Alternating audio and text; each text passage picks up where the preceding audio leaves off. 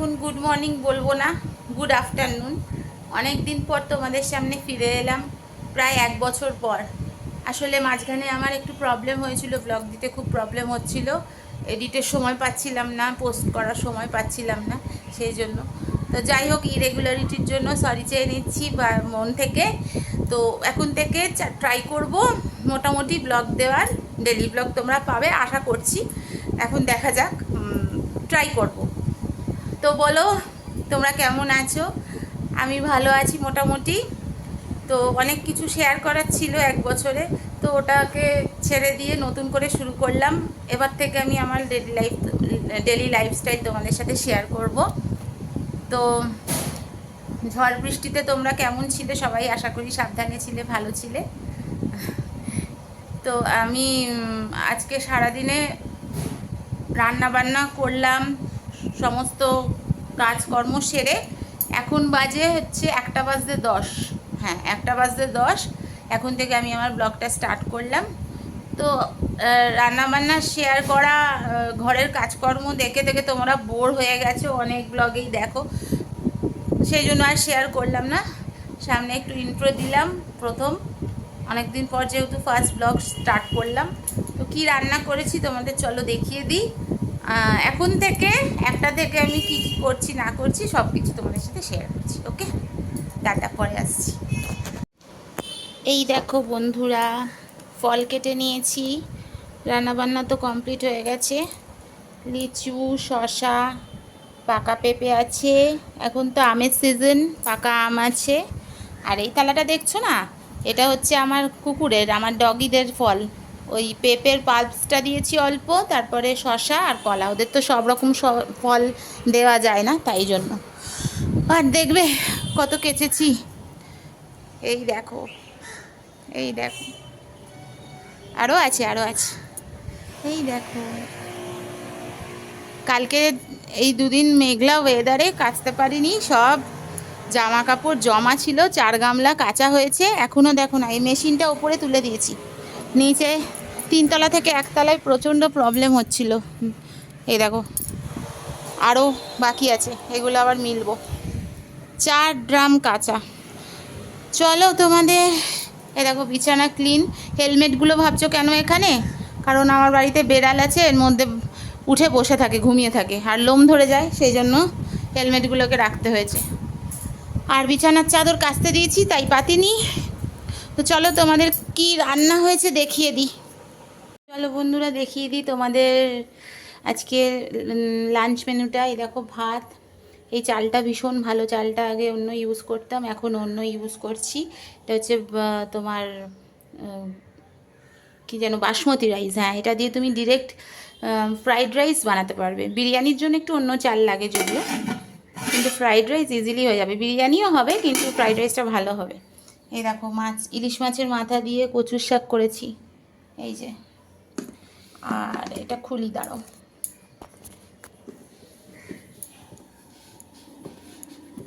বাবা, ক্যাসারল তো এক হাতে, একটু দাঁড়াও।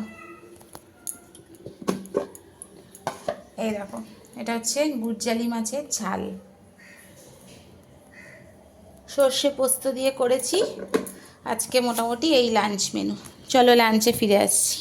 এই দেখো আমাদের বাড়ির নতুন সদস্য, ওনার মা হঠাৎ করে আমাদের বাড়িতে গ্যারেজ হয়ে গেছিলো, আর বেরোতো না। তারপরে দেখলাম বাড়িতেই বাচ্চা দিয়েছে, 2টো কুটলি কুটলি বাচ্চা হয়েছিল, এখন বড় হয়ে গেছে, অনেকটাই বড় হয়ে গেছে। এনাদের জন্য আমার খরচা করে দেখো, রান্নাঘরে পুরো জাল লাগাতে হয়েছে, নইলে পুরো টপকে রান্নাঘরের মধ্যে সব কীর্তন করে রাখতো। ওই জন্য পুরো ওরা হওয়ার পরেই, তারপরেই আমি করে নিয়েছি। দেখো পুরো ঘিরে দিয়েছি, আর যেতে পারে না, ওই জন্য ওয়েট করছে। আমি আছি না এখানে, এই দেখো ওনারা ওয়েট করছেন এখানে, দেখেছি। এত দুষ্টু না, কি মানে, বেড়াল তো ভীষণ সুইফট, এমন দৌড় মারবে, মানে চোখের নিমেষে ঘরে ঢুকে যাবে, চোখের নিমেষে চলে যাবে এদিক ওদিক, সারাদিন সিঁড়ির মধ্যে কীর্তন করে। এই দেখো 2 ভাই, একটা ভাই একটা বোন। হলুদটা হচ্ছে তোমার হুলো ছেলে, আর সাদা কালোটা হচ্ছে মেয়ে। সাদা কালোটাকে আমি না ছেলে ভেবে ওর নাম গোপাল দিয়ে ফেলেছি, তা যাই হোক, ওর নাম গোপালই আছে।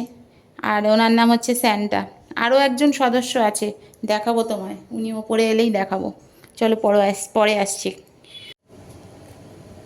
জংলি, জংলি। সবাই ঘাবড়েই যাবে নাম শুনে। ওর নামটা কেন বলো তো? জংলি, অ্যান্টিক নাম। দেখো গায়ের কালারটা মিলিটারিদের মতো, ওই জন্য ওর নাম জংলি। না, মাছ আমরা খাচ্ছি, দেখাবো না, খালি গায়ে। হয়ে লাঞ্চ করলাম, উনি মাছ খাবেন বলে তাই বসে আছেন। খাওয়া হয়ে গেছে। এই যে ও জংলু, মুখ দেখি দাও, দেখি। জংলু হাই করে দাও তো সবাইকে, বলো হ্যালো ফ্রেন্ডস বলে দাও। ও এখন এরই বাচ্চা, তোমাকে দেখালাম যেটা, যে দুটো পুচকেকে, এরই বাচ্চা। আমার পাপোশ, আমার নাইটি ছেঁড়াটা এখন আমার পাপোশ হয়েছে। পাপোশগুলো কিনে কিনে ভালো লাগে না, পায়ে যেন উঠতে চায় না ময়লা, ওই জন্য নাইটি ছেঁড়া সুতির হয়, ওটা দিয়েই পাপোশ বানিয়ে নিই। কিন্তু এরা এই খুঁড়ে টুড়ে এরকম জগা খিচুড়ি করে দিয়েছে, আবার আমায় পাট করে রাখতে হবে। ওকে, এখন দই খাচ্ছি, দই শেষের পর্যায়েতে। দেখো ঘড়িতে 3:30 বাজে, এই দেখো 3:30 বেজে গেছে, 3:35। এখন এই যে এই আর একজন সদস্য, এখন শুতে যাব একটু। এই যে আর একজন সদস্য, কিন্তু এই পুচকেটা কিন্তু এর বাচ্চা নয়, এর মা আলাদা। এ চলে এসেছিল একদিন ঝড় বৃষ্টির রাত্রিরে, ও ঢুকে পড়েছিল ভয়ে, সেই থেকে উনি এখানেই আছেন। দেখেছো আমার কতগুলো ছেলে মেয়ে। ঠিক আছে, পরে আসছি। হ্যালো বন্ধুরা, লাঞ্চে তোমাদের সাথে লাস্ট দেখা হলো, তারপর ডিরেক্ট চলে এলাম রাত্রে শোয়ার সময়। আজকে বেশি কিছু শেয়ার করতে পারলাম না, কাল থেকে ট্রাই করব। তো এখন বাজে ঘড়িতে 11:30। আমার সব কাজকর্ম শেষ করে, আমার তো বাইরে কুকুরদের ফিট করাই জানো, ঘরের কুকুরদের সবাইকে সব কমপ্লিট করে এখন 11:30টার সময় একটু বিছানায় এলাম। এখন একটু ফোন ঘাটাঘাটি করব। আর একটা জিনিস দেখবে,